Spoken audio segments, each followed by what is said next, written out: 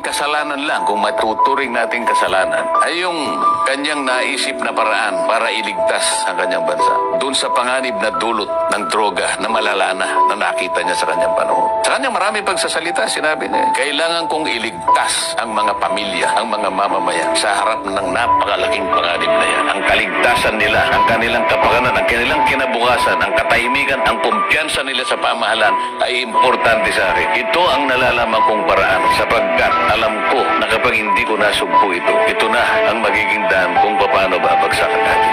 Yun ang kanyang pananaw ng panahon niya. Siya lamang ang merong karapatan na humusga ayon sa kanyang pagkakaintindi sa sitwasyon ng ating bansa. Wala tayong magagawa, siya yung Pangulo. Yun ang patakaran na gusto niya. At sinasabi ko nga, wala naman tumutol. Wala naman nagdemanda sa kanya habang yung programa na yun ay sinakatuparan. Walang isa mang ahensya ng gobyerno ang tumutol. Ang totoo niya, binigyan pa ng budget ng ating pamahalaan yung programa na yun. Sapagkat hindi pwedeng walang budget yun. Yung mga taong kakasangkapain mo, yung itatayo mong mga rehabilitation centers na kung saan yung maraming sumuko na gumagamit ng droga ay kinakailangang alagaan din. Libo-libong mga tao. Lahat, pati mga counselors, kinakailangan niya. Ginamit niya lahat yun. Yun ba ang sasabihin mong crime against humanity? Ang isang elemento ng crime against humanity ay yung paraan is a widespread attack to the civilian population. Katulad ng ginagawa halimbawa ng Russia. It's a direct and widespread attack against the civilian population of Ukraine. Kaya nga merong warrant of arrest si Vladimir Putin. Meron bang isang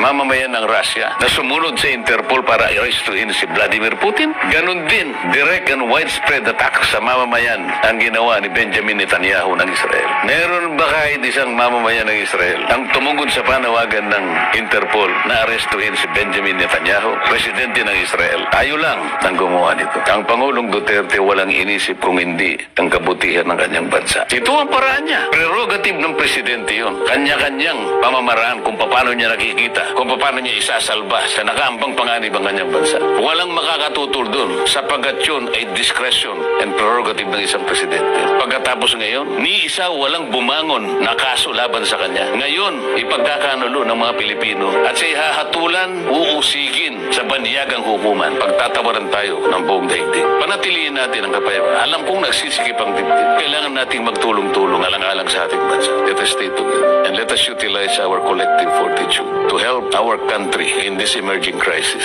Iisa lang ang ating bansa. Ang Pilipino ay resilient. Ang Pilipino ay alam kong makalalagpas kahit gaano kahirap ang kanyang pinagdadaanan. Kailangan lang ay magtiwala tayo sa Panginoong Diyos. Lakas ng loob lang. Huwag tayong magpapatalo. Huwag panghihina ng loob. Darating ang panahon, ang katarungan pa rin ang mangingibabaw. Maraming salamat.